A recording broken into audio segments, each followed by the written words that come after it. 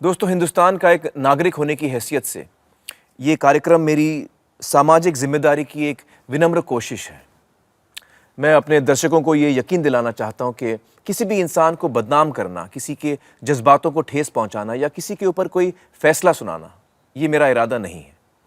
आज हमारे समाज के सामने कई ऐसे मुद्दे खड़े हैं जिनसे लड़ने के बजाय हम अक्सर उन पर पर्दा डालने की कोशिश करते हैं। इससे गुनाह करने वालों को और शय मिलती है और उनके हौसले और भी बुलंद हो जाते हैं। मैं सिर्फ यही चाहता हूं कि हम इन मुद्दों पर खुल के चर्चा करें, उनका सामना करें, ताकि हम इन समस्याओं के हल ढूंढ सकें। इस बात के मद्देनज़र मैं अपने दर्शकों को ये बताना चाहता हूं कि इस प्रोग्राम के कुछ हिस्से कभी कभी बहुत ही संवेदनशील हो सकते हैं और इसलिए आप खुद अपने विवेक और समझ का इस्तेमाल कीजिए और सोच समझ कर अपने निर्णय लीजिए। शुक्रिया।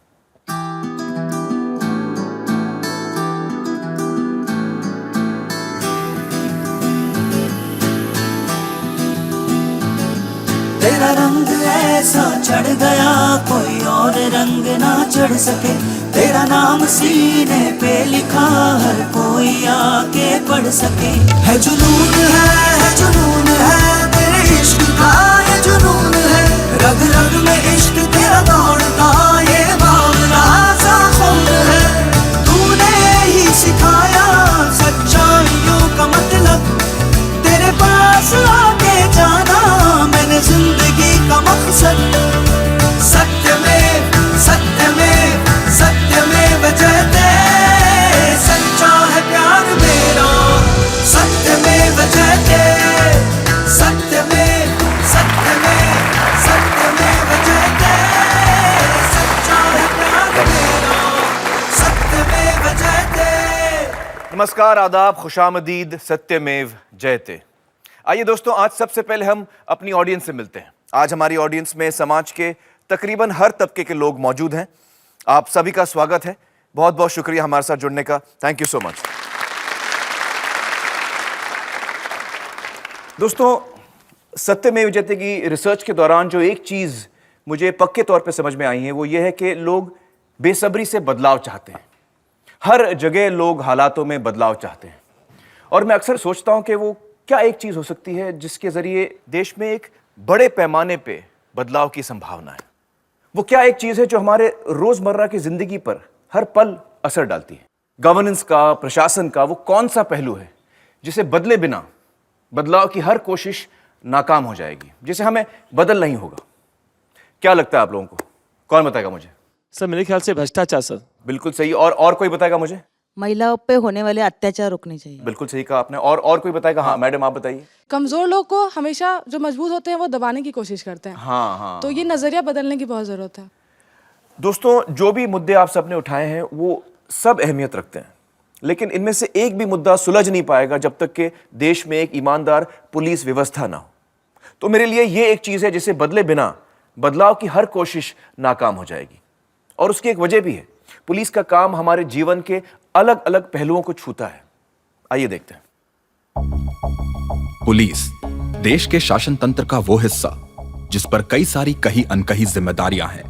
जान माल और जनता की सुरक्षा, ट्रैफिक को सुचारू रूप से चलाना, दंगों में बचाव, आग लगने पर मदद, आर्थिक अपराधों की जांच पड़ताल, दुर्घटना की जांच, पासपोर्ट वेरिफिकेशन, चेक बाउंस होने की घटनाओं से लेकर कत्ल, लूटपाट, डकैती, मियां बीवी के झगड़े, गुमशुदा व्यक्ति की तलाश, प्राकृतिक आपदा में मदद, सभी कुछ पुलिस के जिम्मे आता है। यही नहीं, क्रिकेट का मैच हो तो पुलिस, फैशन शो हो तो पुलिस, गणपति विसर्जन हो तो पुलिस, जुम्मे की नमाज हो तो पुलिस, किसी वीआईपी का भाषण हो तो पुलिस। यानी 12 महीने 365 दिन 24 घंटे एक पुलिस स्टेशन ना कभी छुट्टी पे होता है और ना ही सोता है। तो दोस्तों, पुलिस के कंधों पर बहुत बड़ी बड़ी जिम्मेदारियां दी गई हैं और साथ ही इन जिम्मेदारियों को निभाने के लिए बहुत सी ताकतें, बहुत सारे पावर्स। हमारी पुलिस इन जिम्मेदारियों को कैसे निभाती है? आपको क्या लगता है? हाँ, आप बताइए। काफ़ी कम परसेंटेज है जो अपना काम कर रहे हैं। रेस्ट ऑफ देम मुझे नहीं लगता वो जेन्युइनली कर रहे हैं। हाँ मैडम, आप बताइए। पुलिस बिल्कुल काम नहीं करती। जो भी है पहला पैसे पूछती है। जिसके पास पैसा है उसका सिक्का भारी है, जिसके पास पैसा नहीं है उसका सिक्का डाउन है। जी। और कोई बताएगा मुझे? हाँ, आप बताइए। सर अधिकांश जो है पुलिस वाले जो है पैसा मांगते हैं, कोई गलती होता है बोलते हैं अगर भी सिग्नल टूट गया या जंपिंग हो गया बोलते हैं 1200 रुपये फाइन है।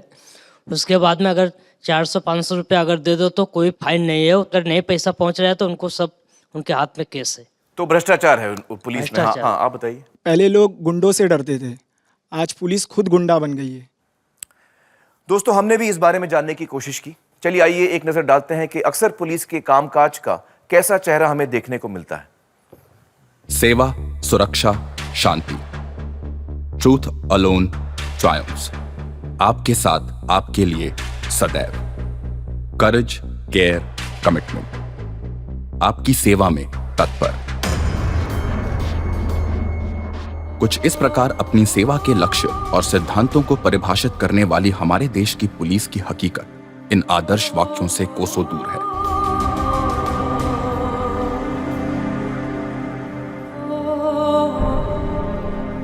आए दिन पुलिस की ज्यादतियों और अत्याचारों से आम नागरिकों का सामना होता है, चाहे मामला निजी न्याय पाने का हो या राजनैतिक।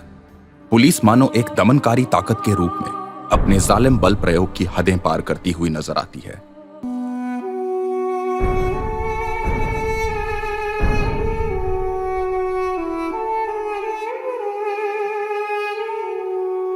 विश्व के सबसे बड़े लोकतंत्र में जनता के अंदर पुलिस का खौफ इस कदर तारी है कि एक हमदर्द और न्यायपरायण पुलिस का सपना वाकई ख्वाबों सा दूर लगता है।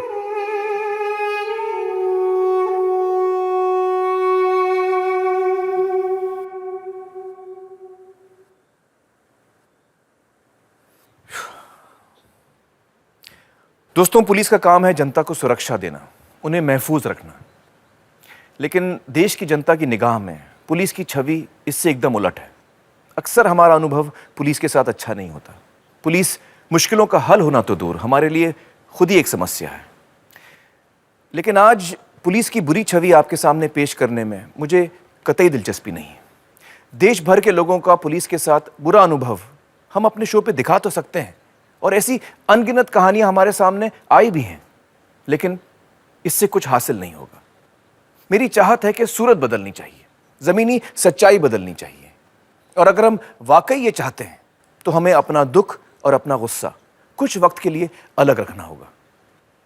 आज हमारा मकसद है वो हल और वो तरीके खोजना जिससे हमारी पुलिस व्यवस्था में सुधार आए। और सुधार कैसे आएगा, ये हमको वही लोग बता सकते हैं जिन्होंने इस क्षेत्र में सालों साल काम किया है, अनुभवी हैं, तजुर्बा रखते हैं, जो सिस्टम को अंदर से जानते हैं कि कहाँ मुश्किलें हैं, कहाँ कमजोरियां हैं, कहाँ गलतियां हैं, यानी कि खुद पुलिस वाले। दोस्तों, रिसर्च के दौरान हमारी टीम देश भर में बहुत सारे पुलिस वालों से मिली, कांस्टेबल से लेकर बड़े से बड़े अधिकारियों से मिली, और मुझे इस बात से ताकत मिलती है कि कई पुलिसकर्मी और पुलिस अधिकारी खुद इस बात से परेशान है कि पुलिस जैसी है आखिर क्यों है, और वो भी हालातों में तब्दीली लाना चाहते हैं। लिहाजा आइए मिलते हैं अपने पहले मेहमान से। अभिनव कुमार, उत्तर प्रदेश काडर के 1996 बैच के आईपीएस ऑफिसर। उत्तराखंड में बतौर सीनियर पुलिस ऑफिसर 12 साल तक उन्होंने सेवा दी है और राज्य में डीआईजी रह चुके हैं। फिलहाल वो ministry of human resource development में वरिष्ठ पद पर नियुक्त हैं। उन्होंने ऑक्सफोर्ड यूनिवर्सिटी से फिलॉसफी और अर्थशास्त्र में मास्टर्स की डिग्री प्राप्त की है। प्रशासन में मौजूद कमियों और सुधार की जरूरतों पर वे अपने विचार निसंकोच अखबारों में व्यक्त करते हैं। अभिनव जी, बहुत बहुत शुक्रिया हमारे साथ जुड़ने का। क्या आप मानते हैं कि पुलिस अपना काम नहीं करती, कानून की हिफाजत ठीक तरीके से नहीं करती?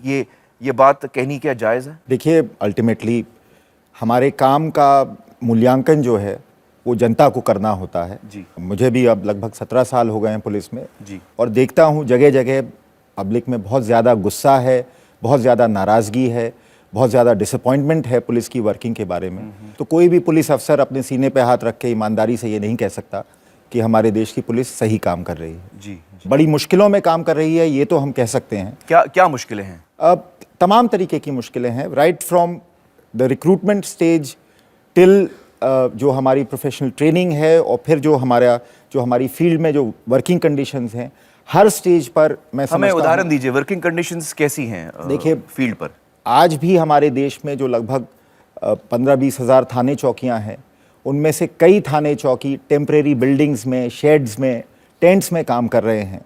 जो जिन कर्मचारियों को पब्लिक को अटेंड करना है, उनके अपने बैठने तक के लिए हमारे पास अगर ढंग की जगह नहीं है, तो मैं समझता हूँ फिर उनसे हम ये उम्मीद करें कि वो पूरी शिद्दत के साथ, पूरी मेहनत के साथ, पूरी लगन के साथ काम करें। I don't think it's realistic.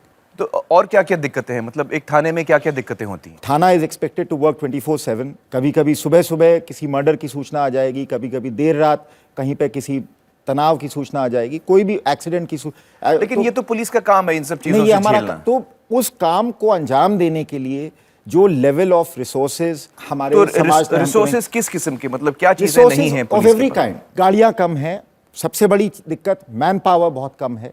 उसके अलावा वेपन्स हैं, हथियार, आर्म्स, एम्यूनिशन, गाड़ी के लिए तेल और स्टेशनरी।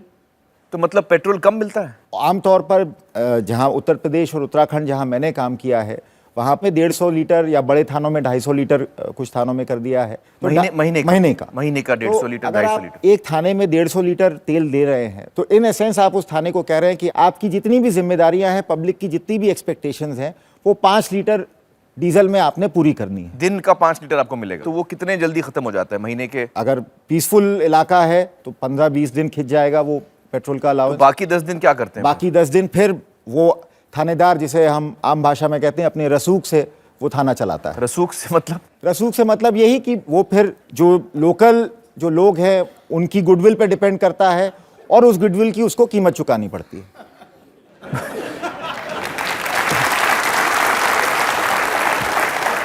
मतलब वो जुगाड़ करता है फिर कुछ? तो जुगाड़ इज अनदर वर्ड। बिल्कुल। टेलीफोन्स हैं जी। टेलीफोन कई थानों में अभी भी हम ठीक से टेलीफोन की सुविधा नहीं दे पाते। मैं तकलीफ में हूं और मैं थाने में फोन करूंगा तो वहां शायद फोन नहीं लगे। अच्छा, और बिजली? वो भी मैं बता रहा हूं। जनरली पुलिस विभाग itself is one of the defaulters of बिजली विभाग। नहीं जी, आप इस चीज को चेक कर लीजिएगा। कई जगह जब मतलब पुलिस स्टेशन बिजली का बिल नहीं भर पाता? हाँ, बिजली का बिल नहीं भर पाता। मैं हरिद्वार में, देहरादून में एसएसपी था, कई जगह ये दिक्कत फेस की। बिजली विभाग वालों ने हमको फिर नोटिस दिया, फिर मैंने वहाँ उनसे बात करके रिक्वेस्ट किया कि साहब हम कोशिश कर रहे हैं, कुछ दिन की हमको मोहलत दे दीजिए। तो ये जब हमारा हाल है तो आप समझ सकते हैं किस तरह से हम पब्लिक की कंप्लेंट्स पे रिस्पॉन्ड करेंगे। तो मुझे बताइए कि एक पुलिस स्टेशन को कितना बजट मिलता है कि भैया पब्लिक की जो शिकायतें आएंगी उसके बारे में आपको काम करना है, तो कितना बजट मिलता है एक पुलिस स्टेशन? किसी भी अच्छे ऑर्गेनाइजेशन में एक कंटिजेंसीज का कॉन्सेप्ट होता है। क्या अगर ये पैसा खत्म हो जाए तो और है? हाँ, वो और आप है, काम मत रुकिए। लेकिन अनफॉर्चुनेटली पुलिस विभाग में कुछ स्टेट्स को छोड़ के हमारे पास ये कंटिजेंसी का भी पैसा थानों में अवेलेबल नहीं रहता। तो पैसा खत्म हो जाता है? तो पैसा होता ही नहीं है, पैसा होता ही नहीं है। तो अब जैसे फॉर इंस्टेंस मान लीजिए कहीं एक्सीडेंट हो गया जी, और वहाँ पे कई सारे लोग घायल पड़े हैं या डेड बॉडीज हैं जी, उनको जाके लेके आना है, उनके लिए ट्रांसपोर्टेशन की व्यवस्था करनी है, तो उस सब इंतजाम के लिए भी कई बार हम पैसे नहीं होते हमारे पास। और फिर हम या गुडविल पर या जो लोकल लोग हैं उनको मतलब डरा धमका कर, पर्सुएड कर कर हम उनसे मदद लेने की कोशिश करते हैं अपनी बेसिक जिम्मेदारियों को पूरा करने के लिए। मैं एक्चुअली एक छोटी सी कहानी यहाँ बताना चाहूँगा। मैं एक फिल्म मैंने की थी सरफरोश। रिसर्च के दौरान एक कांस्टेबल से मैं मिला तो उसने मुझे बताया कि यार हमको जब डेड बॉडी मिलती है तो बड़ा लॉस हो जाता है जी। तो मैंने कहा लॉस मतलब क्या?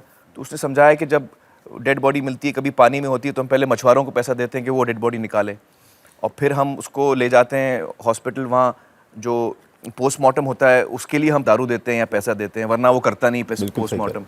फिर हम अगर वो अनक्लेम्ड बॉडी है, कोई उसको लेने नहीं आया बॉडी को, तो उसके लिए हम फिर उसका जो लास्ट राइट्स हैं, क्रियाक्रम करना है, दफनाना है, जो भी है, उसके हम पैसे देते हैं।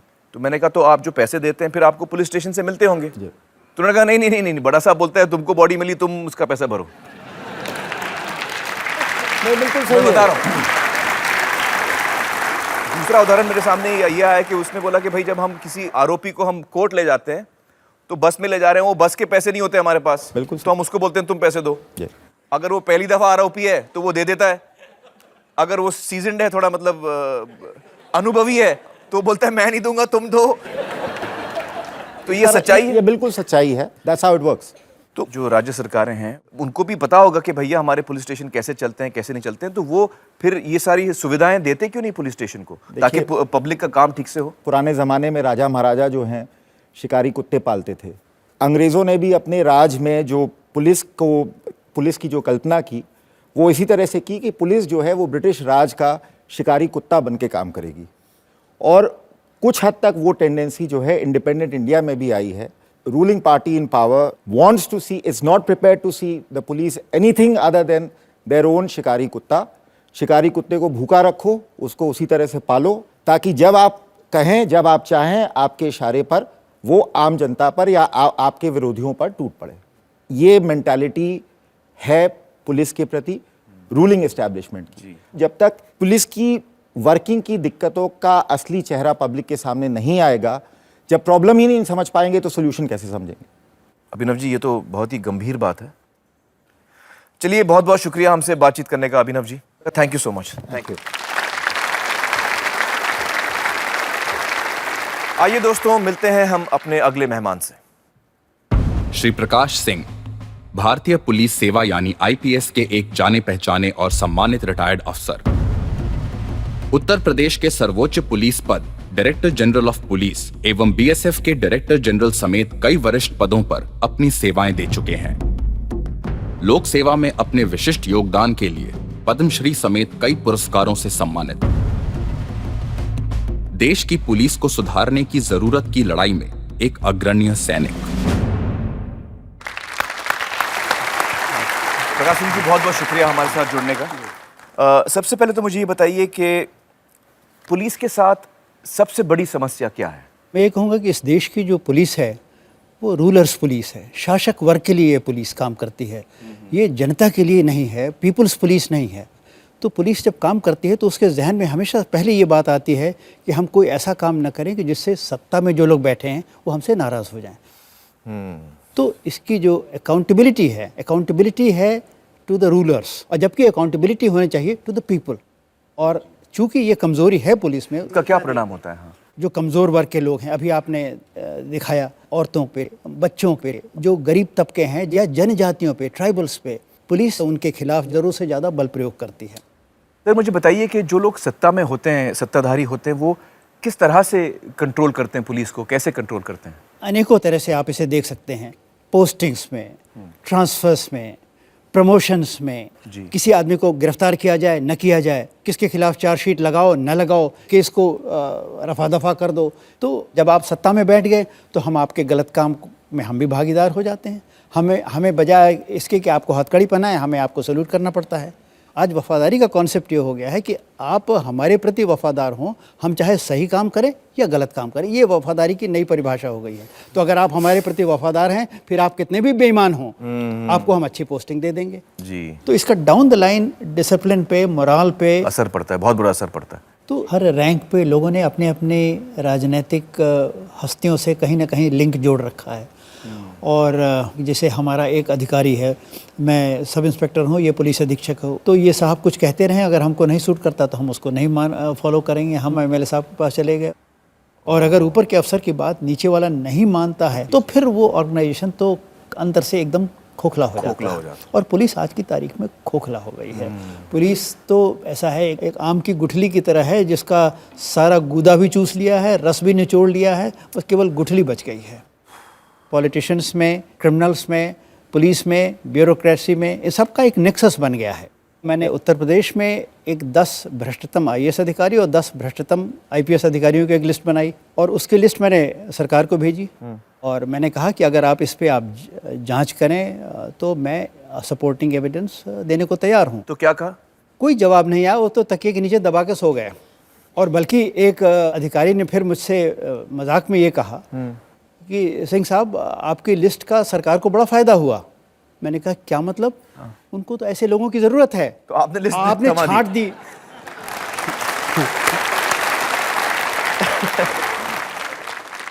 और इन हालातों में एक जो ईमानदार पुलिस अफसर होता है उसकी क्या हालत होती है? उसको उस पोस्ट से हटा दिया जाता है, किसी महत्वहीन पद पे साइड लाइन कर दिया जाता है, कूड़ेदान में डाल दिया जाता है, या उनके पीछे पड़ जाते हैं कि इनको कैसे प्रताड़ित किया जाए, इनको कैसे दंडित किया जाए। कोई इनके खिलाफ फर्जी चार्ज लगा के उनको सस्पेंड कर दिया। बहुत से अधिकारी जो होते हैं वो तो टूट जाते हैं, वो कहते हैं बाजा ऐसी ईमानदारी से।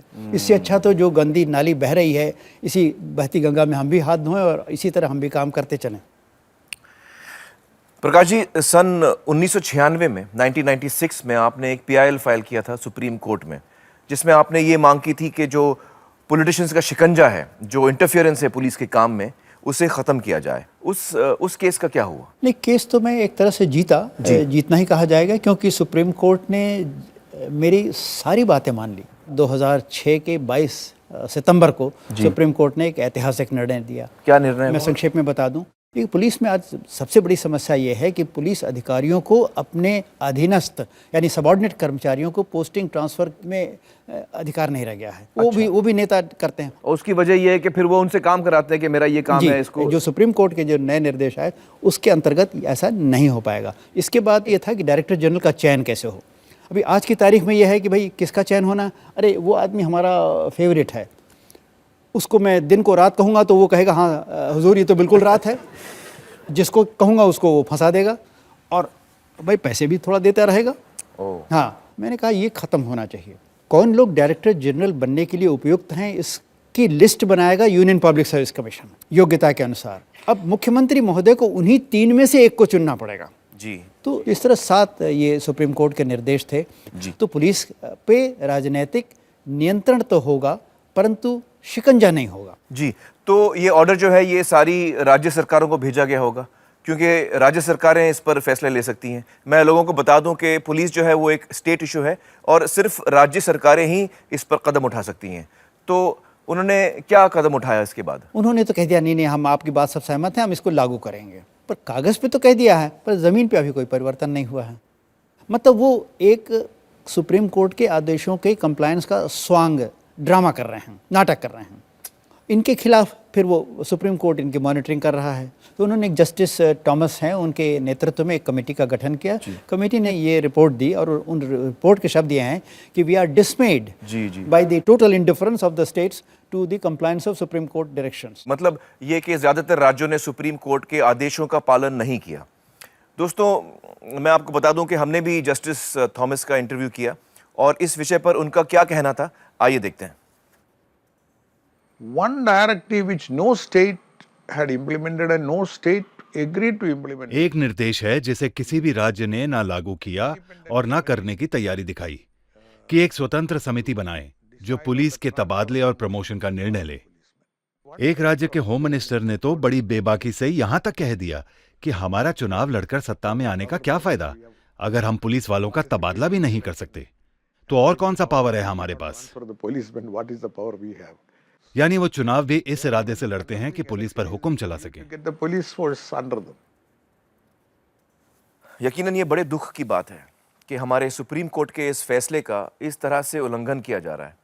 दोस्तों, यहाँ पर मेरा आप सबके लिए एक सवाल है, क्या आप चाहते हैं कि हर राज्य सुप्रीम कोर्ट के इस ऑर्डर का पूरी ईमानदारी से पालन करे और अपने अपने राज्यों में पुलिस सुधार ले आए? अगर आपका जवाब हाँ है तो बदलाव के लिए वोट कीजिए, हमारे वोट फॉर चेंज कैंपेन का हिस्सा बनिए और इस टोल फ्री यानी मुफ्त नंबर पे मिस्ड कॉल दीजिए 1800-103-2302। इसके अलावा आप हमारी वेबसाइट पर आकर इस प्रस्ताव को अपना समर्थन वहां भी दे सकते हैं। आपके समर्थन को अलग अलग राज्य सरकारों तक पहुंचाने की जिम्मेदारी हमारी है। प्रकाश सिंह जी, आपने पुलिस सुधार के लिए एक लंबी लड़ाई लड़ी है और मुझे यकीन है कि आपकी इस लड़ाई में पूरा देश आपका साथ देगा। बहुत बहुत शुक्रिया हमसे बातचीत करने का। Thank you so much.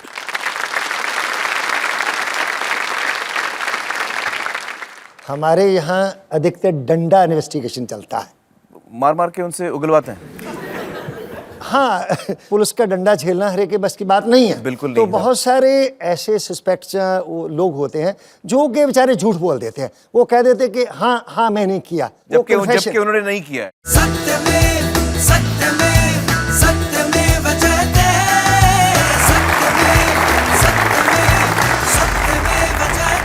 Welcome back दोस्तों।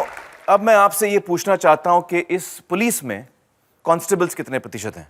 कौन बताएगा मुझे? सर मेरे ख्याल से 60%। 60%। हाँ, आप बताइए। कांस्टेबल की संख्या 65% है। 65%। और कोई बताएगा मुझे? मुझे लगता है कि बहुत ही कम 10 या 20% रहेंगे कांस्टेबल्स।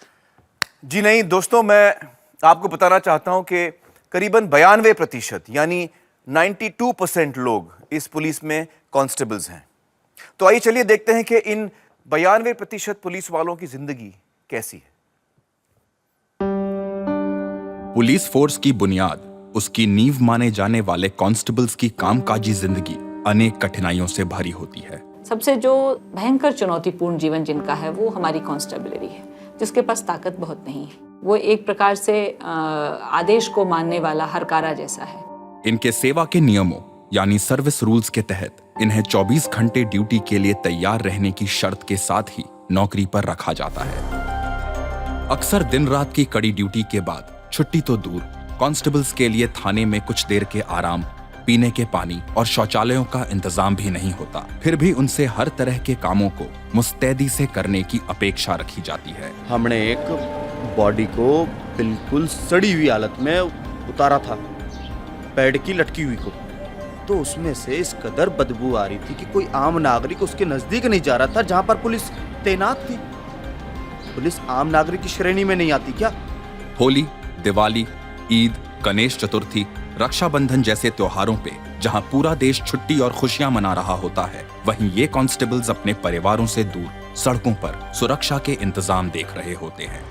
कई बार नए भर्ती हुए कांस्टेबल्स को बड़े अधिकारियों के घरों में काम पे लगा दिया जाता है, जहां अधिकारी और उनका परिवार उनसे ऐसे काम करवाता है जिनका पुलिसिंग से कोई लेना देना नहीं होता। जैसे हम लोग यहाँ से डीआईजी बंगले पे गए तो जैसे जाते ही मैम ने बोला सर मतलब भैया को घुमा ले आओ। मैंने पूछा भैया कौन है, तो बोले ये कुत्ता बंधा हुआ है ना मोती, इसे घुमा ले आओ। घृणित और लज्जित महसूस किया सर मैंने तो 6 साल ही, और यही दुआ करी भगवान से कि कब इसको छोड़कर दूसरी नौकरी में चला जाऊं। सिर्फ एक कमरे के छोटे मकानों में रहने वाले कांस्टेबल्स के बच्चों को पढ़ने के लिए सड़क के फुटपाथ और लैंप पोस्ट की रोशनी का सहारा लेना पड़ता है। हमारा रूम भी जरा छोटा ही है, घर में थोड़ा तकलीफ होता है पढ़ाई में, आवाज वगैरह, शोर वगैरह। तो यहाँ पर शांतता वगैरह होती है, यहाँ एग्जैक्टली पढ़ाई होती है हम लोग की।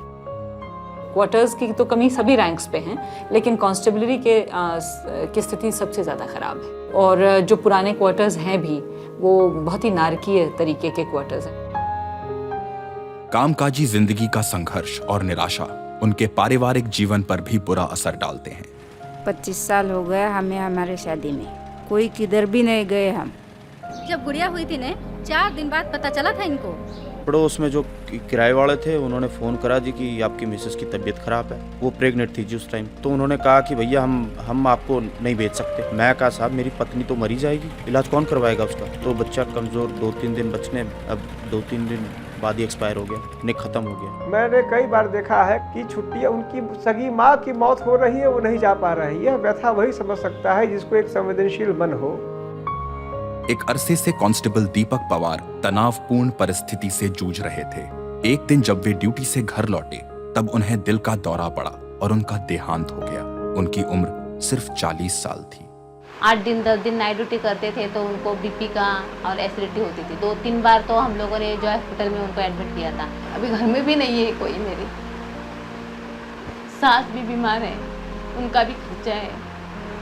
मेरे बच्चे पूछते हैं मुझे, हमारे पापा नहीं है। मैं बहुत दुखिया माँ हूँ। मेरा एक बेटा था, समझा, और छोटा परिवार मेरा कैसा उद्ध्वस्त हो गया। कम तनख्वाह, 24 घंटे की ड्यूटी, परिवारों से दूरी, बदहाल ठिकाने, कठोर जीवन। जिस व्यक्ति की ऐसी जिंदगी हो, उससे सहानुभूति और संवेदनशीलता की कितनी उम्मीद रखी जा सकती है। हमारे एक सीनियर कहते थे कि हम अपने कांस्टेबल्स को नरक में रखते हैं, तो नरक से तो यमदूत ही निकलते हैं, देवदूत नहीं निकलते हैं। दोस्तों, इस वक्त हमारे साथ मौजूद हैं श्री शिवाजी महान कैरे, जो झारखंड के डीजीपी रह चुके हैं। कैरे जी, ये जो वीडियो में हमने अभी देखा कि कुछ कांस्टेबल जो हैं वो आईपीएस अफसरों के घरों में काम कर रहे हैं, ये क्या सच है? ये होता है ऐसे? जी हाँ, ये बिल्कुल सच है और ये जो है ये काफ़ी रैम्पेंट है। लेकिन ये तो आपने देखा जिनकी की गिनती की गई है। पुलिस में इस तरह के और आप पाएंगे जिनकी की गिनती भी नहीं है। क्या मतलब? हम CPMF में थे तो 1997 में एक फोर्स ऑडिट कहते हैं बल का अंकेक्षण, कितने जवान हैं, कितने पूरा उसका कांस्टेबल्स हैं? खतियाना कि कितने जवान कहाँ ड्यूटी कर रहे हैं। तो आप ताज्जुब करेंगे 5500 लड़कों का, ऑफिसर्स और मैन का पता ही नहीं था कहाँ है ये। क्या मतलब 5500 कहाँ गायब हो गए? मतलब 5500 का माने 55 कंपनी, रफली 10 बटालियन साफ 10 बटालियन जी गायब। तो कहाँ गए वो, मतलब कहाँ गए, उनका कहीं रिकॉर्ड ही नहीं है उनका, तो कौन बतलाएगा कहाँ गए वो। इसी तरह आपके की अंदाज से कहाँ गए होंगे वो? मेरे अंदाज से टंडेली में इधर उधर लगे होंगे फालतू के कामों में, जहाँ जो उनका कोई काम नहीं है। मतलब ऑर्डरली के जो काम में, ऑर्डरली से भी ज़्यादा, मतलब किसी की ज़मीन देख रहे होंगे, कहीं जुताई बुआई करा रहे होंगे, और क्या करेंगे। मतलब एग्रीकल्चर का काम पे लगा दिया। तो एक अंग्रेज़ों के समय से जो चली आ रही है ज़मींदारी स्टाइल की थिंकिंग, लिविंग, वो बदलना पड़ेगा। वो बहुत ज़रूरी है, बदलनी, सोच में बदलना आना बहुत ज़रूरी है जी। तो ये बल्क जो फोर्स है आज की तारीख में भी जो रियल पुलिसिंग का काम है वो नहीं करता है। तो ये पब्लिक के पैसे से ये किया जा रहा है? ये तो पब्लिक के पैसे से ही मिलती है, तो इसलिए करा तो इसी से जा रहा है। जी जी जी, बहुत बहुत शुक्रिया खैरिया साहब हमसे बातचीत करने का, थैंक यू सो मच। दोस्तों अब मैं न्योता देना चाहूंगा श्री संजय पांडे जी को। आइए सर। संजय जी IPS अफसर हैं और फिलहाल स्टेट रिजर्व पुलिस फोर्स में DIG हैं। बैठिए सर।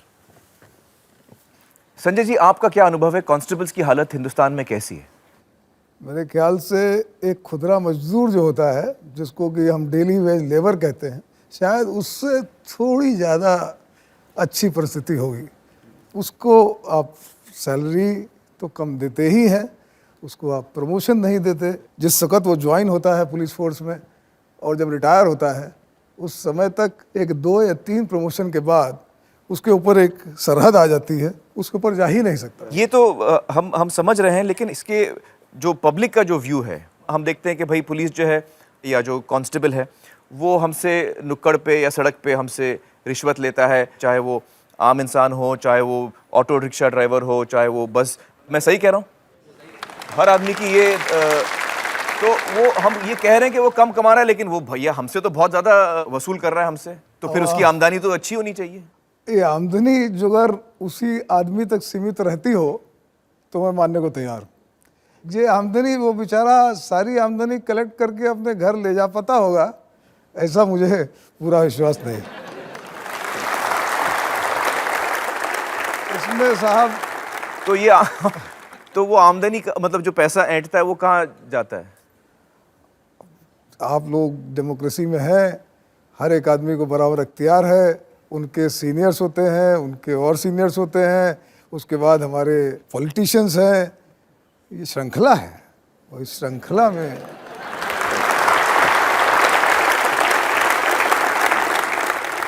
ये दुकानदारों से हफ्ते भी लेते हैं, तो आपका कहना है कि ये पैसा फिर कहीं और बांटा जाता है? हाँ देखिए, इसको मैं थोड़ा और स्ट्रक्चर्ड तरीके से आपको बताना चाहूँगा। जी जी। सामान्य नागरिक को समझने के लिए 2 तरीके से इस तरह के भ्रष्टाचार को मैं मानता हूँ जी।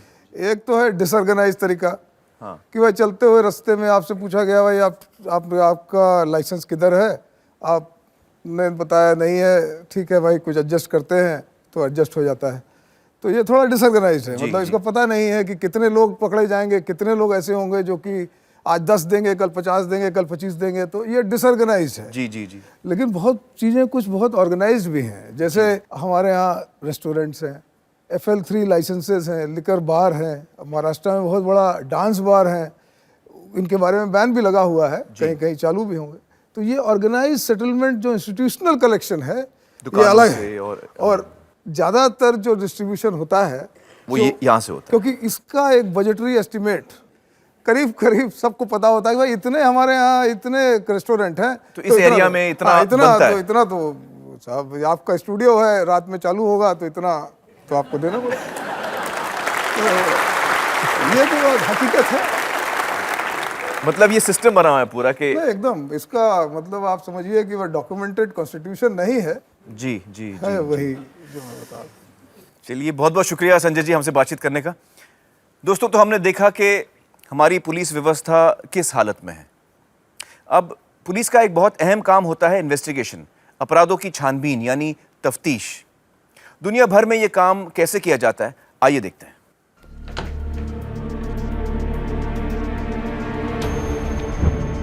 कहते हैं अपराधी चाहे कितना भी शातिर हो, अपने अपराध की कोई न कोई निशानी जरूर छोड़ देता है। दुनिया भर में इन्हीं सबूतों को इकट्ठा कर जांच के काम में लाया जाता है। फोरेंसिक विशेषज्ञ इन्हीं छोटी छोटी गलतियों को पकड़कर अपराधी तक पहुंचने में पुलिस डिपार्टमेंट की मदद करते हैं। पुलिस के काम के इस पहलू यानी तहकीकात या इन्वेस्टिगेशन का काम करने के लिए दुनिया के ज्यादातर देशों में एक विशेष पुलिस विभाग होता है। इस डिपार्टमेंट में काम करने वाले पुलिसकर्मी खास प्रशिक्षण प्राप्त किए होते हैं और सिर्फ इसी काम में महारत हासिल करते हैं। उन्हें कानून व्यवस्था या बंदोबस्त यानी लॉ एंड ऑर्डर के कामों में नहीं लगाया जाता। ये विशेषज्ञ तुरंत घटना स्थल पर पहुंचकर उसे सील कर देते हैं ताकि कोई सबूत नष्ट न हो जाए। खून और इस प्रकार के दूसरे सबूतों को हिफाजत से इकट्ठा कर तुरंत प्रयोगशाला तक पहुंचा दिया जाता है। वैज्ञानिक आधार पर की गई जांच पड़ताल का सबसे बड़ा फायदा ये है कि ये किसी की गवाही पर निर्भर न होकर पूर्ण रूप से तर्कों और तथ्यों पर आधारित होती है, जिससे गुनहगार को सजा, निर्दोष का बचाव और पीड़ित को न्याय दिलवाने में मदद मिलती है। दोस्तों, इस वक्त हमारे साथ मौजूद हैं श्री SR दारापुरी, जो यूपी के इंस्पेक्टर जनरल ऑफ पुलिस रह चुके हैं। दारापुरी जी, हमने इस वीडियो में भी देखा कि किस तरह विदेशों में तफ्तीश की जाती है। हमारे देश में भी क्या फोरेंसिक्स का इस्तेमाल किया जाता है, इन आधुनिक तरीकों का इस्तेमाल किया जाता है? इतना ज़रूर है कि हमारे यहाँ इसकी ट्रेनिंग तो दी जाती है, जो इन्वेस्टिगेटिंग ऑफिसर्स एंड सब इंस्पेक्टर्स एंड अबव जो हैं, परंतु वो ट्रेनिंग जो है वो पूरी तरह से फील्ड में उसको इस्तेमाल नहीं करते। अच्छा, अगर इस्तेमाल करते भी हैं, कुछ सैंपल से इकट्ठा भी करते हैं, तो जैसी हमारी फोरेंसिक साइंस लेबोरेटरीज की दशा है, वहाँ जाकर उनके रिजल्ट जो है वो गड़बड़ हो जाते हैं। तो इस तरीके से जो फिजिकल एविडेंस जिसको एनालाइज करके क्रिमिनल को अपराध से जोड़ा जा सकता है, वो ज़्यादातर जो है वो बेकार चली जाती है। जी। तो ये बात सही है कि हमारे यहाँ इसका फ़िलहाल उस मात्रा तक इस्तेमाल नहीं हो रहा साइंटिफिक इन्वेस्टिगेशन जितना कि होना चाहिए। तो सर, फिर ये इन्वेस्टिगेशन हम कैसे करते हैं? देखिए, वैसे अगर आम भाषा में कहा जाए, हमारे यहाँ फ़िलहाल अधिकतर डंडा इन्वेस्टिगेशन चलता है। डंडे से करते हैं मतलब मार मार के उनसे उगलवाते हैं? हाँ, अपराधी को पकड़ा, सस्पेक्ट को पकड़ा, उसको थाने पे लाके उसको टॉर्चर किया और उससे उगलवाया कि तुम बताओ, मैंने ही किया है। वो तो कन्फेशन की बात है, या बाकी चीजें बताओ। और आप जानते हैं कि पुलिस का डंडा झेलना हर एक के बस की बात नहीं है, बिल्कुल नहीं है। जब तक कि वो हार्डेड क्रिमिनल नहीं है। तो बहुत सारे ऐसे सस्पेक्ट्स लोग होते हैं जो कि बेचारे झूठ बोल देते हैं। वो कह देते हैं कि हाँ मैंने किया, जबकि उन्होंने नहीं किया है। हाँ, जबकि बहुत से मामलों में उन्होंने नहीं किया होता, पर फिर भी वो डंडे के डर के मारे कबूल कर लेते हैं। तो पुलिस उस पर विश्वास करके उनके ऊपर जो है फिर चार्जशीट वगैरह दायर कर देती है। जबकि कानूनी स्थिति ये है कि पुलिस के सामने अगर कोई कन्फेशन करता है, वो कोर्ट में एडमिसिबल नहीं है, उसको नहीं माना जाएगा। तो इसलिए ज़रूरी है कि तफ्तीश को मजबूत बनाने के लिए दूसरी एविडेंस होनी चाहिए, गवाह हो या फिर क्राइम सीन जो है वहाँ से कुछ चीज़ें ऐसी कलेक्ट करके उनको ये फोरेंसिक साइंस लैबोरेटरी के माध्यम से उस क्रिमिनल से कनेक्ट किया जाए। तो वो तब इन्वेस्टिगेशन जो है वो कोर्ट में स्टैंड कर पाती है और उसको सजा मिल पाती है। वरना जो आसान तरीका है कि कन्फेशन आधारित जो है आपने उस पर चार्जशीट लगा दी और कोर्ट में वो एडमिसिबल नहीं है, और वहां पर जाके वो केस छूट जाते हैं। कोर्ट में जाके बोलेगा मुझे मार मार के ये सब मार के ज्यादातर यही कहते हैं कि मैंने तो नहीं किया, वो तो डंडे के डर के मारे मैंने कह दिया ये वाला जा। मेरे हिसाब से ये गैर कानूनी है, किसी को मार के गलत है। टॉर्चर जो है गलत है। बिल्कुल, टॉर्चर जो है ये बिल्कुल गलत है। ये पुलिस एक्ट में भी इसकी मनाही है, पुलिस रूल्स में भी इसकी मनाही है, और यहाँ तक कि IPC में वो जो है एक अपराध है, गैर कानूनी है। हाँ, ये गैर कानूनी है, पर फिर भी पूरे भारतवर्ष में जो पुलिस जो है इस टॉर्चर के तरीके को अपनाती है। ये जी। ये जो मारपीट है या टॉर्चर है, ये किस हद तक जाता है कभी कभी? हाँ, इसमें जो है कस्टोडियल डेथ्स हो जाती हैं। पुलिस में थाने स्तर पे जो है बहुत ज़्यादा मारा, जहाँ बॉडी के ऐसी जगह पर मारा जिससे उसकी वो डेथ हो जाती है। कई बार तो गवाहों को ला के भी इस प्रकार से टॉर्चर कर दिया जाता है और गवाह भी जो है बेचारे इस मार के कारण जो है वो मर जाते हैं। तो हमारे देश में जो डेथ इन पुलिस कस्टडी है वो बहुत अलार्मिंग है। और इस सब को लेके हमारे देश की दुनिया भर में बहुत बदनामी होती है। जी जी जी जी, बहुत बहुत शुक्रिया दारुपुरी जी हमसे बातचीत करने का। Thank you so much. दोस्तों, जो पुलिस इस तरह का बर्ताव करती है उसके खुद के मानसिक हालात क्या होते हैं?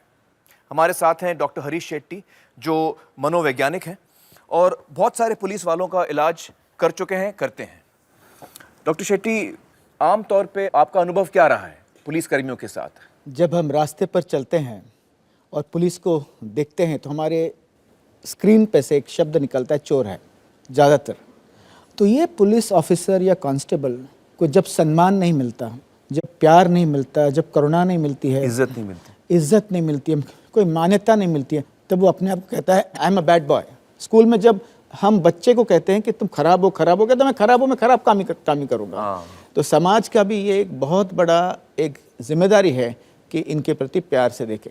जी, बहुत सारे पुलिस ऑफिसर्स और कांस्टेबल रात को सोते नहीं हैं, 3-4 दिन घर नहीं जाते हैं। ऐसे हालत में उनकी मानसिक अवस्था बहुत खराब होती है, पैनिक अटैक आती है। सोचिए, पुलिस ऑफिसर को डर का अटैक आता है, छाती तेज भागती है, सांस लेने में दिक्कत होती है, ऐसा लगता है कि मुझे कुछ हो जाएगा। धीरे धीरे जब उसकी शरीर की ऑर्केस्ट्रा टूट जाती है तब वो उदास हो जाता है, ब्लड प्रेशर बढ़ती है और सारी बीमारियां भी बहुत बढ़ती है। उसको कम करने के लिए कुछ हवलदार, कुछ कांस्टेबल, कुछ पुलिस ऑफिसर दारू पीते हैं और धीरे धीरे अमानवीकरण जो कहते हैं, इंसानियत खोना। अब ये इंसानियत जो हम खोते हैं वो एक स्वभाव नहीं है, वो एक अवस्था है। और उस अवस्था में जब पुलिस आती है तो ये क्रूरता जो आप देखते हैं, वो पुलिस ऑफिसर या पुलिस कांस्टेबल एक इंसान है, ज़्यादातर वो क्रूर नहीं होता है, परंतु इस अवस्था में से गुजरने के बाद अपना इंसानियत खोना और वो अत्याचार करता है और बढ़ते बढ़ते उदासीनता, डिप्रेशन और आत्महत्या। पुलिस में आत्महत्या की संख्या बहुत ज़्यादा है। अच्छा, बहुत ज़्यादा है। कुछ ऑफिसर्स लोग जो हाई प्रोफाइल ऑफिसर्स है, जो एनकाउंटर्स में विश्वास करते हैं, उनमें और गैंगस्टरों के मानसिक हालत में ज़्यादा फर्क नहीं है। भागता हुआ इंसान को जो गोली मारता है बार बार, वो रात की नींद चैन से नहीं सो सकता है, उसे दारू या नींद की गोली की आवश्यकता पड़ती है। जो पुलिस ऑफिसर एक आरोपी को मारता है, आरोपी तो टूटता है शारीरिक रूप से और मानसिक रूप से, पर पुलिस ऑफिसर भी साथ साथ टूटता है। तो दोस्तों, इस तरह की पुलिस व्यवस्था ना जनता के लिए सही है, ना खुद पुलिस वालों के लिए। ये सिस्टम खोखला हो चुका है। पर उम्मीद की किरण अगर कोई है तो वो ये है कि इसी डिपार्टमेंट के कई लोग खुद बदलाव चाहते हैं और ये एक ऐसा सरकारी डिपार्टमेंट है जिनके लोग खुद सामने आ रहे हैं। बदलाव का ये पहला और बेहद अहम कदम है। लौट के आते हैं और देखते हैं कि इस सिस्टम को ठीक कैसे किया जा सकता है। सबको नफरत है कि ये पुलिस ऑफिसर लाल बत्ती डाल रहा है। हम कहते हैं हम आ रहे हैं बॉस, टिकट नहीं मिल रही है, बंद कर दो पिक्चर को जब तक हमें टिकट ना मिले।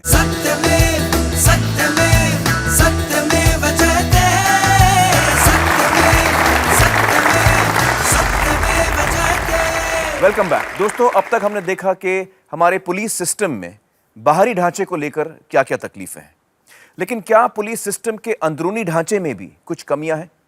हमारे साथ हैं श्री विपिन गोपाल कृष्णा, जो कर्नाटक के CID के डायरेक्टर जनरल ऑफ पुलिस हैं। बहुत बहुत शुक्रिया हमारे साथ जुड़ने का। Thank you. आपको क्या लगता है कि जो पुलिस सर्विस का अंदरूनी ढांचा है उसमें क्या कोई कमियां हैं, उसमें क्या कोई सुधार लाया जा सकता है? बिल्कुल, बेसिक कमियां हैं। हम तो आर्मी सिस्टम फॉलो करते हैं। बेसिकली ये जो पुलिस सिस्टम बना है जी, वो बना था 1857 के बाद। आप मंगल पांडे रह चुके हैं जी जी जी। तो 1857 के बाद ब्रिटिश सरकार ने took over the administration east India company को हटा के, तो उन्होंने कानून बनाई इस फ्रीडम स्ट्रगल को कंट्रोल करने के लिए, दबाने के लिए उन्होंने किया। तो ये पुलिस एक्ट लाया उन्होंने, the CRPC, the IPC and the evidence act, 3 major जो क्रिमिनल लॉ बोली जाती है। जी जी जी। और उन लॉज को एनफोर्स करने के लिए एक आर्मी सिस्टम क्रिएट किया पुलिसिंग के लिए। तो पुलिस सिस्टम अलग होता है, आर्मी सिस्टम अलग होता है? पुलिस सिस्टम में लोगों से हम प्यार करते हैं, सर्व करते हैं, उनकी रक्षा सेवा करते हैं। नागरिक हमारे दोस्त हैं, हमारे दुश्मन नहीं है। इस सिस्टम में, आर्मी सिस्टम में दुश्मन को मारते हैं। वो आ रहा है, प्रोटेस्ट कर रहा है, कोई जुलूस निकाल रहा है तो वो अपना दुश्मन बन गया। वो मेंटालिटी आ गया है। वो दुश्मन नहीं है, वो प्रोटेस्ट कर रहा है किस चीज के लिए, गुस्से में है या कुछ चाहिए उसको, कुछ तकलीफ है उसको तकलीफ है, कई सारी तकलीफ है। इस सिस्टम में, आर्मी सिस्टम में कांस्टेबल सिर्फ ऑर्डर का पालन करता है, उसका काम और कुछ नहीं है। और जो बड़े साहब हैं उनको आदेश देते हैं, वो जाते हैं, लड़ते हैं दुश्मन से, आ जाते हैं, सवाल नहीं पूछ सकता वो। कोई और अगर मैं सुपीरियर हूं, मैं गलत आदेश भी दूं तो उसको पालन करना पड़ेगा। पालन करना ही पड़ेगा, वरना जंग हार जाएंगे, वरना जंग हार lose the war, we lose the battle. Police system we are suppose to serve and protect. तो अगर मैं गैर कानूनी आदेश देता हूं जी, तो आप मत मानिए मेरी बात। ये कांस्टेबल कह सकता है? कह सकता है पुलिस सिस्टम में, हमारे सिस्टम में नहीं। अगर मैं कहता हूं कि इस मुजरिम को छोड़ दो, छोड़ देगा, जबकि उसको नहीं छोड़ना चाहिए। नहीं छोड़ना चाहिए। तो सही पुलिस सिस्टम में लोगों की सेवा होती है, कांस्टेबल्स को एम्पावर किया जाता है और वरिष्ठ अधिकारी कांस्टेबल से गलत या गैर कानूनी काम नहीं करवा सकता। बिल्कुल नहीं। तो यूके में जो ब्रिटिश सरकार है वो ये आर्मी सिस्टम पुलिस में नहीं डालती, उनका पुलिस सिस्टम बिल्कुल अलग है। तो पुलिस सिस्टम वहां का क्या है? सिंपल, एवरीबॉडी एक ही लेवल ऑफ एंट्री होता है। जैसे इंडिया में आईपीएस होता है, स्टेट सर्विस डीएसपीज होते हैं, डायरेक्ट सब इंस्पेक्टर होता है और कांस्टेबल होता है। मतलब 4 लेवल के एंट्री होते हैं। 4 तरीके से आप पुलिस में भर्ती हो सकते हैं। लेकिन वहां पे भर्ती होना है पुलिस डिपार्टमेंट में, एक ही लेवल है, कांस्टेबल। तो हर आदमी कांस्टेबल से शुरू होता है? हर आदमी। अच्छा, मतलब लंदन का कमिश्नर भी पहले कांस्टेबल था? बिल्कुल बिल्कुल। तो हमारे यहाँ कांस्टेबल कहां तक पहुंच पाता है? बहुत कोशिश के बाद अभी एएसआई बनेगा। एएसआई मतलब असिस्टेंट सब इंस्पेक्टर, मतलब 40 साल में वो इंस्पेक्टर भी नहीं बनेगा। तो वो क्या सोचेगा अपने बारे में, उसको वो दिलचस्पी नहीं है, वो मोटिवेशन नहीं है। अच्छा काम बुरा काम करें कोई फर्क नहीं पड़ता। काम से क्या फायदा होगा? ये जो अलग अलग एंट्री पॉइंट्स हैं पुलिस सर्विस में, इसमें क्या कोई विभाजन पैदा होता है अफसरों में, कोई डिवीजन पैदा होता है? आईपीएस वाले स्टेट सर्विस वाले को देखेंगे, कहते हैं स्टेट सर्विस वाला है, मतलब बहुत इंफीरियर आदमी है। और स्टेट सर्विस वाला आप सब इंस्पेक्टर को देख के कहता है वो सब इंस्पेक्टर एंट्री है, और बेचारे कांस्टेबल का क्या बोले आप। तो जो यूनिटी होना चाहिए फोर्स में कब आएगा? When there is only one level of recruitment. ये सब कांस्टेबल के सब एक ही लेवल पे हो, और ये जो माई बापी का सिस्टम है वो चला जाएगा। अगर माई बाप हमारे जैसे बन जाओगे तो हम ये सब मांगते हैं, फिर ये हमारा हक बन जाता है। हक है। आप कहीं भी देखिए, अब वो लाल बत्ती, सबको नफरत है कि ये पुलिस ऑफिसर लाल बत्ती डाल रहा है। हम कहते हैं हम आ रहे हैं बॉस, टिकट नहीं मिल रही है, बंद कर दो पिक्चर को जब तक हमें टिकट ना मिले। ये डेमोक्रेसी है, रूल ऑफ लॉ है, सारे इक्वल हैं। तो ये जो है ये जाना चाहिए, हमें ये जान के चलना चाहिए कि पब्लिक सर्वेंट्स हैं, माई बाप नहीं है। बिपिन जी, तो इस किस्म के सिस्टमिक चेंज लाने में, ये बदलाव लाने में, इसके बारे में तो लीडरशिप को ही सोचना पड़ेगा, जो आला अफसर हैं उनको इसके बारे में सोचना पड़ेगा। अब आप देखिए, ये तो बहुत मुसीबत की बात हो गई है। हम जो पावर में हैं, हम क्यों चेंज लाएं? क्योंकि हमको इस सिस्टम से बहुत फायदा है। तो जब फायदा है तो चेंज कैसे आएगा? इट हैज टू बी कहीं और से, लोगों के मांग से चेंज आना चाहिए। बिल्कुल सही कहा आपने, लोगों की मांग से ही ये बदलाव आएगा। बिपिन जी, बहुत बहुत शुक्रिया हमारे साथ बातचीत करने का। Thank you so much. Thank you so much. तो दोस्तों, बिपिन जी ने हमें बताया कि दुनिया के बहुत सारे देशों में पुलिस का अंदरूनी ढांचा ऐसा नहीं है जैसा कि हिंदुस्तान में है। इंग्लैंड में भी नहीं, जिन्होंने हमारे लिए 1861 का पुलिस कानून बनाया था। अब हम चलते हैं 3G लिंक के जरिए मैनचेस्टर, इंग्लैंड, और जुड़ते हैं मैनचेस्टर शहर के police commissioner sir Peter Fahy के साथ। Thank you sir Peter Fahy for joining with us. आप इस वक्त ग्रेटर मैनचेस्टर पुलिस के सबसे बड़े ओहदे पर हैं। आपकी पुलिस फोर्स में शुरुआत कहां से हुई? What was your rank? मैंने शुरुआत बतौर कांस्टेबल की थी। ये सबसे निचला स्तर है। ब्रिटिश पुलिस सर्विस में आने का यही रास्ता है। हमारे सिस्टम में हर पुलिस चीफ यहीं से शुरुआत करके आगे बढ़ता है। So is it true that? तो क्या ये सच है कि आज की तारीख में ब्रिटिश पुलिस सिस्टम में सभी कांस्टेबल्स को एक जैसा मौका मिलता है आगे बढ़ने का? To the very top? जी हाँ, सब आपकी काबिलियत के ऊपर है। सार्जेंट और इंस्पेक्टर के पद के लिए कुछ प्रमोशन एग्जाम्स होते हैं, लेकिन मौका हर एक को मिलता है। तरक्की इस पर निर्भर करती है कि जनता को वो कैसी सेवा देते हैं, उनकी उपलब्धियां क्या हैं, किसी आपातकालीन स्थिति या पेचीदा केस को वो कितनी अच्छी तरह से सुलझाते हैं। So tell me, sir, ये सिस्टम आपने क्यों अपनाया? इसके क्या फायदे? Kind of a system. मेरे ख्याल से इस सिस्टम की खासियत ये है कि यहाँ हर पुलिस चीफ को जमीनी तजुर्बा होता है लोगों के साथ डील करने का, जिससे एक समझ बूझ विकसित होती है जो एक पुलिस ऑफिसर के लिए बहुत जरूरी है। आपराधिक तत्वों से उनका रोजाना पाला पड़ता है और जब आगे चलकर किसी बड़ी पॉलिसी या किसी तनावपूर्ण स्थिति में निर्णय लेने होते हैं तब वो अनुभव आपके बहुत काम आता है। Well, thank you so much for talking to us, Peter Fay. Thank you. दोस्तों, 1861 में ब्रिटेन ने हिंदुस्तान में पुलिस एक्ट लाया था। वो कानून हिंदुस्तान पर काबू पाने के लिए लाया गया था। ब्रिटेन खुद अपने लोगों के लिए दूसरे कानून का पालन करता है और हम आज 150 साल बाद भी उसी कानून को लेकर चल रहे हैं। सख्त जरूरत है इस पुलिस एक्ट को बदलने की। हर राज्य में एक नया पुलिस एक्ट लागू होना चाहिए जहां पुलिस लोगों की सेवा के लिए हो। यहां पर लेते हैं एक छोटा सा ब्रेक, बहुत जल्द हाजिर होते हैं। नंबर ऑफ ओरल कंप्लेंट, कितने लोग जबानी शिकायतें दर्ज कराने आए? केरल में ये आंकड़ा था 1,09,000। 1,09,000। दिल्ली में 62,000। फिर बारी आती है एक स्वप्न लोक की, ड्रीमलैंड, हरियाणा। वहां पर ये संख्या थी 0। No no no no, 0।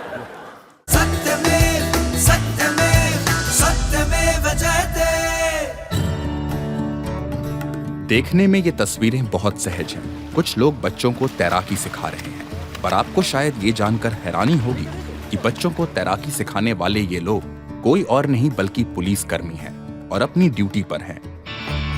ये झलक है जन मैत्री की। जनता की ओर हाथ बढ़ाने, उनकी मैत्री पाने के लिए केरल पुलिस ने इस जन मैत्री की शुरुआत की।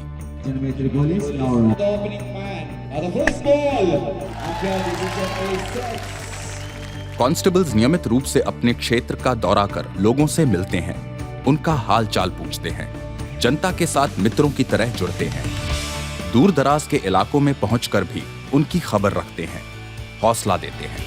इसके साथ साथ बच्चों को बुनियादी पुलिस ट्रेनिंग देने से लेकर कैंसर के मरीजों की मदद और आंखों के अस्पताल को चलाने में भी पुलिस वाले सहयोग कर रहे हैं। पहले क्रिमिनल एक्टिविटी बहुत ज्यादा थी, अभी जनमैत्री के आने के बाद बहुत कम है।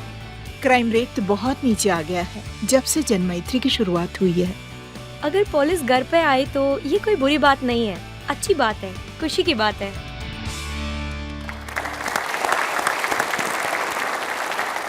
दोस्तों, हमारे साथ इस वक्त मौजूद हैं श्री जेकब पुन्नुस, जो केरल के डायरेक्टर जनरल ऑफ पुलिस रह चुके हैं।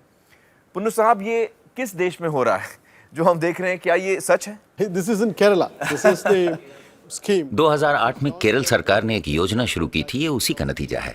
केरल के 50% पुलिस स्टेशन पे ये हो रहा है। इस योजना का मकसद है पुलिस का रवैया बदलना ताकि वो जनता के दोस्त बन सके। ये जो दोस्ती की भावना है, यही तो पुलिस सिस्टम की सबसे बड़ी खासियत होनी चाहिए। अगर आपकी छवि इतनी खराब है, लोग आपसे डरते हैं, तो कैसे कोई हिम्मत करेगा आपके पास आने की? तो कौन आएगा आपके पास? तो सही मानों में अच्छी पुलिसिंग क्या होती है? पुलिस को अच्छा तभी कहा जा सकता है जब हर नागरिक को यकीन हो कि उसके सब अधिकार महफूज हैं, सुरक्षित हैं। लेकिन ये काम इतना आसान नहीं है, क्योंकि इसमें कुछ अजीब बातें हैं। पहली बात, पुलिस की जरूरत तो सबको है, पर उसे कोई पसंद नहीं करता। दूसरा ये कि लोग चाहते तो हैं कि गुनाह कम हो, लेकिन कोई सबूत देने पुलिस स्टेशन या कोर्ट में नहीं जाना चाहता। और तीसरी बात, जो कि बहुत बड़े अफसोस की बात है, वो ये कि एक आम आदमी, शरीफ आदमी, वो पुलिस से बहुत डरता है। और गुंडों को डर नहीं लगता पुलिस से? जी बिल्कुल, गुंडे नहीं डरते। तो इन तीनों चीजों को बदलना होगा। This can change only by... बदलाव तभी मुमकिन है जब पुलिस जनता के साथ एक दोस्त की तरह बर्ताव करे। जनता बेझिझक पुलिस के पास आ जा सके और पुलिस में भी जनता से दोस्ती करने का एक जज्बा पैदा हो। लेकिन अगर जनता और पुलिस में इतनी दोस्ती हो जाएगी तो फिर पुलिस से लोग डरेंगे कैसे? डर दिखाने की कोई जरूरत ही नहीं है। डर दिखाने से उल्टा लोग कानून से दूर भागते हैं। ऐसा ही तो हो रहा है। This is what is happening. सही कहा। लोग पुलिस से दूर भागते हैं, कोर्ट में आने से डरते हैं, गवाह बनना नहीं चाहते, पुलिस का साथ नहीं देना चाहते। क्या हम ऐसा चाहते हैं? एक लोकतंत्र में लोगों को लगना चाहिए कि कानून उनका अपना है, कानून उनके लिए है, कानून उनकी इज्जत है, उन्हें ताकत देता है, आजादी देता है, स्वच्छंद बनाता है। बिल्कुल सीखा। This is what we miss. हम यही कोशिश कर रहे हैं कि ऐसा माहौल बने। एनवायरमेंट। But a child, अगर किसी बच्चे की जेब कट जाए तो वो घर जाने के बजाय खुद अकेला पुलिस स्टेशन आकर रिपोर्ट लिखवाए। if he's afraid, अगर कोई पुलिस से डरेगा तो उसके नागरिक होने का मतलब ही क्या है? what kind of a citizen I am? और यही कोशिश हमने की है। तो आपने इसमें कामयाबी कैसे पाई? See, first thing is, देखिए, सबसे पहली चीज जिसे ठीक करना जरूरी है वो ये है कि कंप्लेंट की एफआईआर तुरंत दर्ज होनी चाहिए। this is something in which आमतौर पर अगर हम अपने देश की पुलिस को देखें तो वो इसमें असफल रही है, क्योंकि पुलिस के काम की कामयाबी इस बात से आंकी जाती है कि किसी इलाके में कितनी कम या ज्यादा शिकायतें दर्ज हुई। इसीलिए पुलिस केस रजिस्टर ही नहीं करना चाहती, ताकि आंकड़े देखकर लगे कि अपराध हो ही नहीं रहे। तो इसका मतलब है कि वो रजिस्टर ही नहीं करते। मैं आपको एक मिसाल देता हूँ। हर साल सरकार एक किताब निकालती है, क्राइम्स इन इंडिया। इसमें पूरे साल में देश भर में हुए अपराधों के आंकड़े होते हैं। 2011 में जो किताब छपी थी उसके पहले कॉलम में ये आंकड़ा दिया गया था कि कितने लोग जबानी शिकायतें दर्ज कराने आए। केरल में ये आंकड़ा था 1,09,000, 1,09,000। दिल्ली में 62,000 और उत्तर प्रदेश, आबादी 20 करोड़ और कितनी जुबानी शिकायतें दर्ज हुई? 1,092। 1092. नो 1,092 बस। फिर बारी आती है एक स्वप्न लोक की, ड्रीमलैंड, हरियाणा। वहां पर ये संख्या थी 0। No no no no 0। जी 0। लेकिन इसका मतलब ये नहीं है कि हरियाणा में लोग शिकायत दर्ज करवाने जाते ही नहीं। वो जा रहे हैं। They will be attending to the complaint. उन शिकायतों पर कार्यवाही भी होती है, लेकिन उसको रजिस्टर नहीं किया जाता, क्योंकि जितने कम आंकड़े होंगे उतना दिखने में ज्यादा अच्छा लगेगा। वो ज्यादा अच्छे लगते हैं। एक और मिसाल देता हूँ। More classic example is this. उस किताब में अगला कॉलम है कि पूरे साल में 100 नंबर पे कितने लोगों ने फोन किया। 100, no? You dial 100 and 100. call service. Kerala में यह आंकड़ा था 30,000। 30,000. ओके। The state यूपी का था 119 119 और हरियाणा में फिर से 0।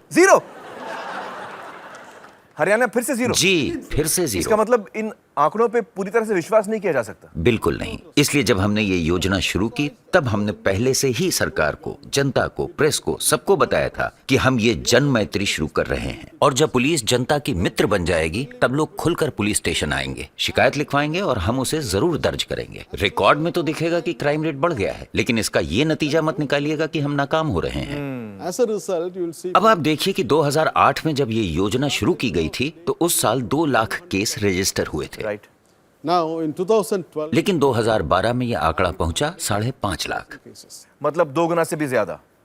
इसका मतलब लोग अपनी तकलीफें खुल के बता पा रहे हैं, पुलिस पर विश्वास बढ़ा है लोगों का। और एक बात ये भी जरूरी है कि पुलिस वालों को समर्थ बनाया जाए। कांस्टेबल को no amount of people friendly police. जब तक कांस्टेबल का मनोबल ऊंचा नहीं होगा तब तक जनता से जुड़ने की कोई भी योजना सफल नहीं हो सकती। is empowered.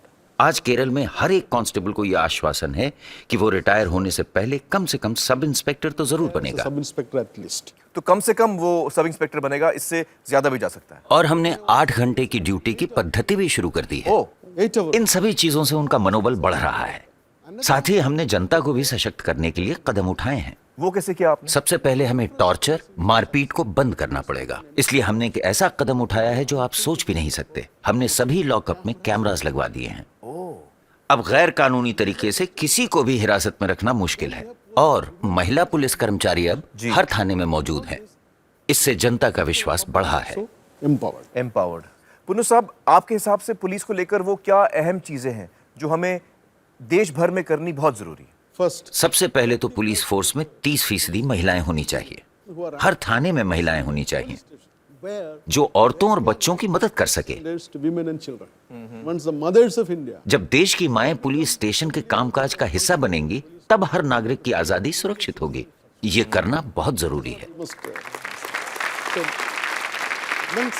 दूसरा, कम्युनिटी पुलिसिंग, जनता की हिस्सेदारी। तीसरा, कांस्टेबल्स के हालात में सुधार। ये 3-4 चीजें हैं जो मेरे ख्याल से हर राज्य में होनी ही चाहिए। सर, प्रकाश जी की जो कोशिश है पुलिस को पॉलिटिशियंस के शिकंजे से दूर रखने की, उसके बारे में आपकी क्या राय है? बहुत अच्छी बात है, इस पर जरूर अमल होना चाहिए जी। लेकिन उनके साथ साथ ये जो हम बातें कर रहे थे उनका भी होना जरूरी है। दोनों चीजें साथ साथ होनी चाहिए। पुलिस आजाद हो भी जाए तो उस आजादी का इस्तेमाल कैसे करेगी, पब्लिक के साथ कैसे पेश आएगी, It does not matter to the public. Public को इससे कोई फर्क नहीं पड़ता कि उन पर होम मिनिस्टर के हुक्म से लाठी चलाई जा रही है या डीजीपी के। At the behest of the DGP. सहना तो जनता ही को पड़ता है। इसलिए जरूरत है कि पुलिस अपना रवैया बदले और जनता की दोस्त बने, जिससे पब्लिक को भी पुलिस के व्यवहार से खुशी मिले और पुलिस को भी ड्यूटी करने का सुकून हो। Public will get with the police. ये एक ऐसा सपना है जो हम सबको मिलकर देखना है, उसकी चाहत रखनी है और उस सपने को सच बनाना है। Try to achieve. बिल्कुल सही, बिल्कुल सही। Thank you so much mister पुनिस। पुलिस और जनता के बीच की दूरी दोस्ती के कदम बढ़ाने से ही तय हो सकती है। और अब मैं आपको एक ऐसे पुलिस अफसर का काम दिखाना चाहता हूं जिसने आज से कई बरस पहले पुलिस और पब्लिक के बीच ऐसी दोस्ती कायम की जिसे उस शहर के लोग आज तक याद करते हैं। सांप्रदायिक रूप से तनावपूर्ण रहने वाला भिवंडी शहर कानून व्यवस्था के लिए एक चुनौती रहा है। सन 1989 में जब इस शहर की पुलिस की कमान डीसीपी सुरेश खोपड़े के हाथों में सौंपी गई तो उन्होंने इस स्थिति को बदलने की ठानी। मारने वाले लोग और मरने वाले लोग वो एक ही मोहल्ले में रहने वाले थे, तो मैंने सोचा उन लोगों को मैं एक प्लेटफॉर्म पे क्यों नहीं लाऊं, तो मैंने भिवंडी में 70 मोहल्ला कमेटियां बनाई। मोहल्ला कमेटी में सभी धर्मों के, समाज के हर तबके से जुड़े लोगों को लिया गया।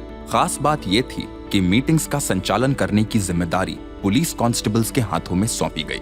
इस तरह कांस्टेबल्स और जनता के बीच जो रिश्ता कायम हुआ वो जोर का, बल का, दमन का नहीं, बल्कि सद्भाव का, विश्वास का और इंसानियत का रिश्ता था।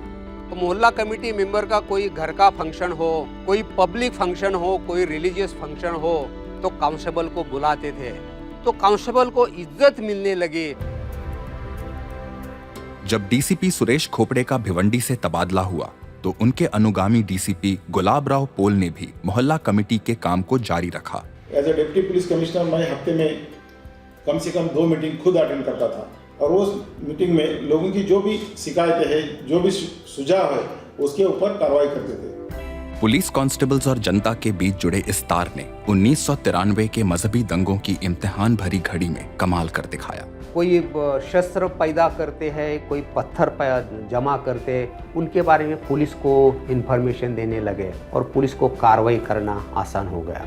जहां मजहबी दंगों ने मुंबई को खून से रंग दिया और दहशत का माहौल खड़ा हुआ, वहीं इस शहर को दंगे अपनी चपेट में नहीं ले पाए। पुलिस के काम करने की नई सोच रंग ले आई थी। भिवंडी में एक ही आदमी मारा नहीं गया, एक ही आदमी जख्मी नहीं हुआ। अगर पुलिस कांस्टेबल्स और आम नागरिक एक दूसरे से जुड़े हों, उनके बीच तालमेल हो, तो किसी भी तनावपूर्ण स्थिति में समाज में शांति और व्यवस्था कायम रखी जा सकती है। और भिवंडी का ये खोपड़े पैटर्न इसकी एक बेहतरीन मिसाल है।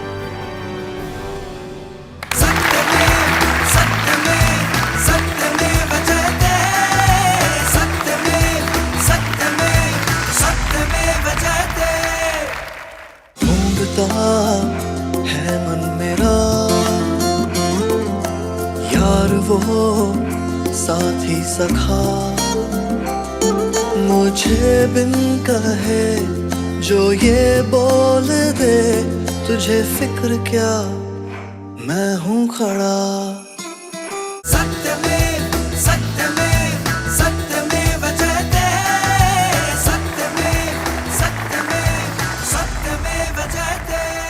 वेलकम बैक दोस्तों। इस वक्त हमारे साथ मौजूद हैं देश के जाने माने और मशहूर, बहुत ही सीनियर और respected IPS officer mister Julio Ribeiro.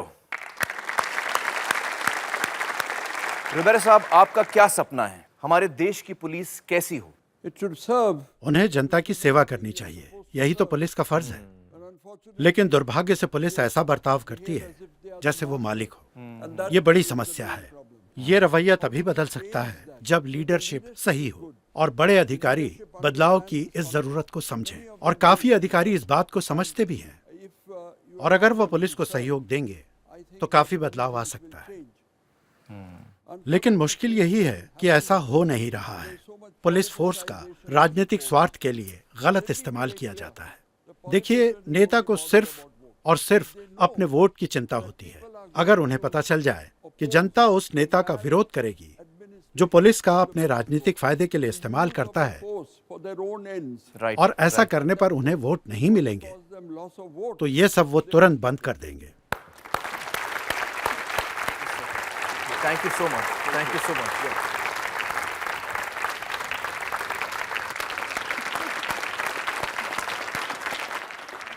दोस्तों, आज का हमारा सवाल है कि क्या हम चाहते हैं कि प्रकाश सिंह जी के केस में जो ऑर्डर सुप्रीम कोर्ट ने पास किए हैं उनका पालन पूरी ईमानदारी से हर राज्य सरकार करे और हम सबको एक फ्रेंडली पुलिस, एक जनता की पुलिस मिले? अगर आपका जवाब हाँ है तो बदलाव के लिए वोट कीजिए, हमारे वोट फॉर चेंज कैंपेन का हिस्सा बनिए और इस टोल फ्री यानी मुफ्त नंबर पर मिस्ड कॉल दीजिए 1800 103 2302।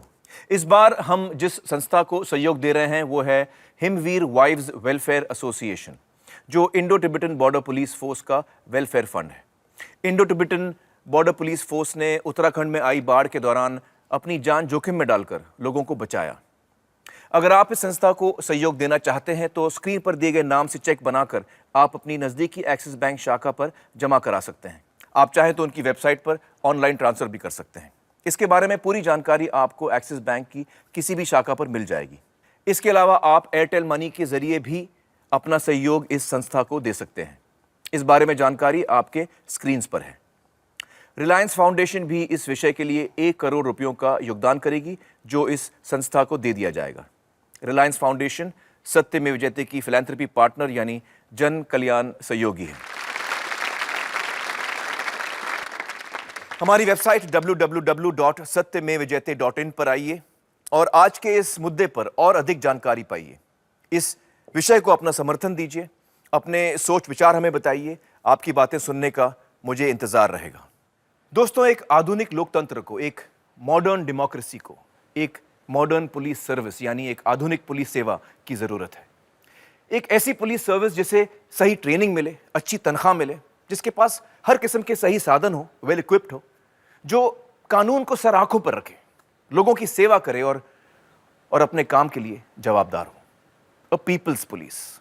दोस्तों, जो सपना हम हिंदुस्तान के लिए देख रहे हैं वो कभी पूरा नहीं हो सकता जब तक एक मॉडर्न पुलिस सर्विस ना हो। एक अच्छी पुलिस उतनी ही ज़रूरी है जितना कि रोटी, कपड़ा और मकान या बिजली, सड़क और पानी। दोस्तों, आम चुनाव आ रहे हैं। अलग अलग पॉलिटिकल पार्टीज हमारा वोट मांगने के लिए आएंगी। उनसे ये पूछिए कि जिन राज्यों में उनकी सरकार मौजूद है, क्या उन राज्यों में वो कड़े और सही पुलिस रिफॉर्म्स लाएंगे? क्या वो सुप्रीम कोर्ट के जजमेंट का ईमानदारी से पालन करेंगे? और मुझे यकीन है कि जब 120 करोड़ लोग ये मांग करेंगे तो वो दिन दूर नहीं जब हमारे जनप्रतिनिधि इस देश की जनता को ऐसी पुलिस देंगे जो जनता की दोस्त होगी। जय हिंद, सत्यमेव जयते।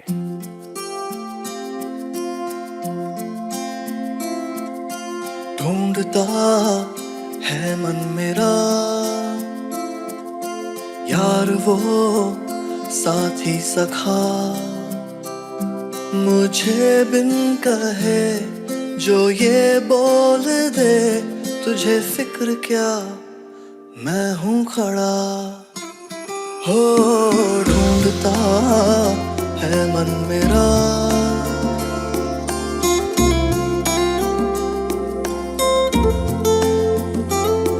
मेरा शहर हो या गाँव, महफूज धूप और छाँव, बादल हटे ये जुल्म के वहाँ ऐसा पहरेदार हो।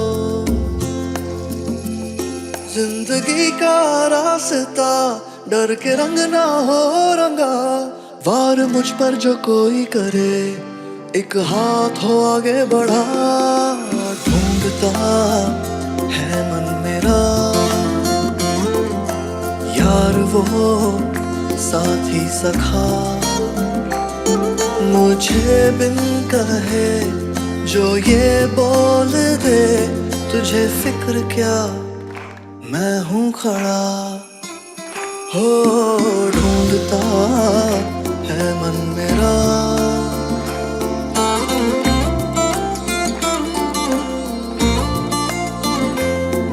ऐ दोस्त मेरे सोच तू, डर से है कब कहाँ दिल जुड़े, ज़मीं सनी हो खौफ से तब उगती है सिर्फ नफरतें।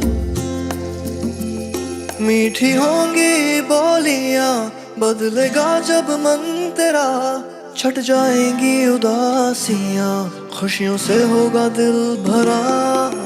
ढूंढता है मन मेरा यार वो साथी सखा, मुझे बिन कहे जो ये बोल दे, तुझे फिक्र क्या मैं हूँ खड़ा। हो ढूंढता है मन मेरा